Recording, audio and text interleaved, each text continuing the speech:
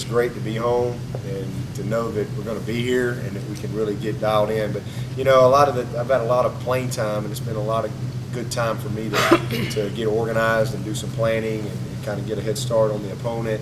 And so that part of it is good because I very seldom get just a block of time, just, you know, where I'm captured, where the phone doesn't work and things like that. So 3-hour flight here, 3-hour flight here, those type of things has actually been beneficial as far as getting our planning done.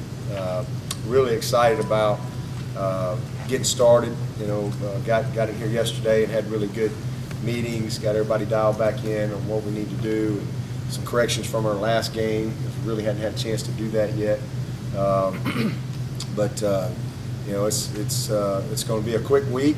You know, we've got, you know, till next Monday to really get a good plan down. And, you know, we got a lot of work to do. And we've got a formula that we really believe in from a bowl prep standpoint as far as how we get the team ready. You know, going back to day one as far as our fundamentals and techniques, and really just trying to improve in that area. A good bit of Clemson on Clemson, you know, competitive work, just to really make sure that we're sharpening each other. Because obviously we've got good people on both sides involved, so creating that game-like competitive atmosphere in spurts throughout practice over the next 8-9 days. Obviously a lot of game prep as well for Oklahoma, and then we take a lot of time, and it's probably one of the best things we do, and that's develop our young guys. We got a bunch, guys, y'all know, a lot of freshmen, and we got a lot of guys that maybe played a little bit, but not near as much as they're going to play next year. So taking a good amount of time, kind of getting those varsity guys off the field, and just coaching these young guys and getting them a real head start for spring. And that's always one of my goals when we get done with our bowl practice for the young guys that have been scout teams and are not getting a lot of reps all throughout the busyness of the season, to really feel good about being coached and that relationship, you know, with their coach kind of taking root and hopefully being ready to you know, bloom a little better this spring. So that's kind of what we do. But you know, that process starts today. Today's a later practice because this has been last night and today have been, you know, big prep days for us, and then we'll be a little earlier tomorrow, Wednesday. Thursday's a community service day, and so we'll practice at 3:30, a little bit later, and then Fridays in that same time frame around 1:30 or so. Have good practice on Saturday. Probably do some type of team outing or something this weekend. Meetings on Sunday, and then we'll have a practice on Monday, which would be kind of a normal, kind of a typical Thursday type practice for us as we in getting ready for a normal game prep, and try to get the game plan done here. Feel good about it.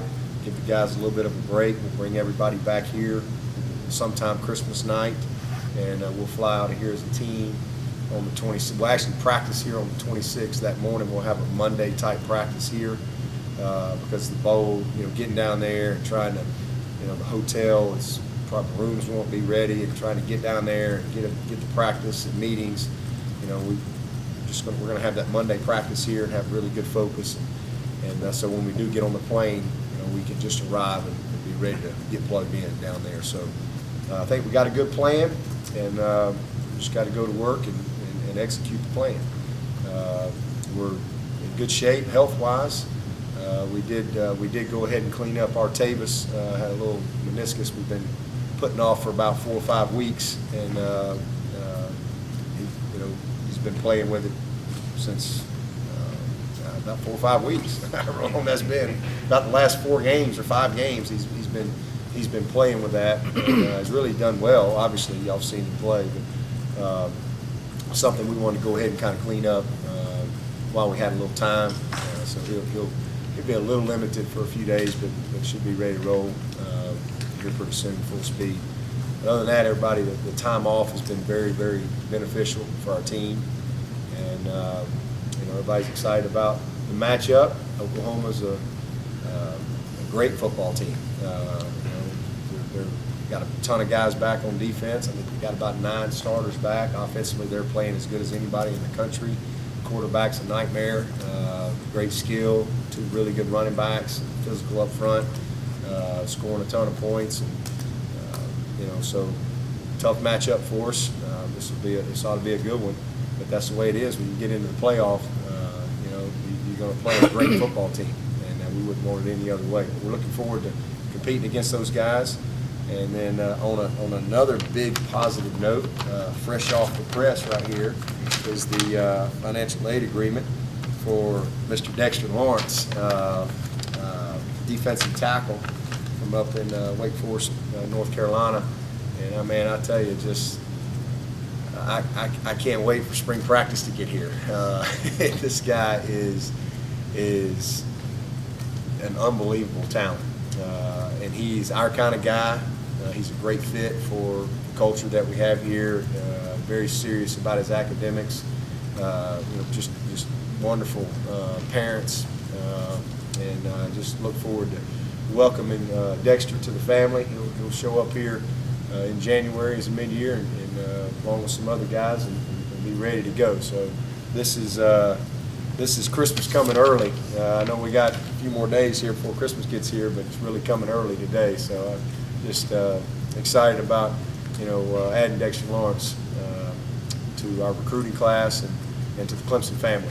With that, I'll take any questions. Dabo, how do you get any of the guys who were here and played against Oklahoma last year to think that this is not the same, to keep from thinking this is the same Oklahoma? Oh, that's more rhetoric from the media. I mean, our guys understand that this is a different team. I mean, we got a lot of those guys that played in that game last year that aren't here, and plus they watched the tape. They know what happened in the game. I mean, we played really, really well, and they turned it over 5 times. Now we had something to do with that, but at the end of the day, you turn the ball over against a good team, it's going to get away. And I've been on both sides of that. So that's one of the things that we talk about all the time. Last week's touchdowns don't win this week. And certainly last year's success doesn't apply to this year. It's a whole new matchup and challenge, and everything's different. They have a different quarterback. We have a different quarterback. They have different players in play. So do we. We got to play well. It really has nothing to do with it. They've got all the respect in the world for Oklahoma. All you got to do is turn the film on. These guys know good teams. They know good players when they see them. They got them all over the tape with Oklahoma.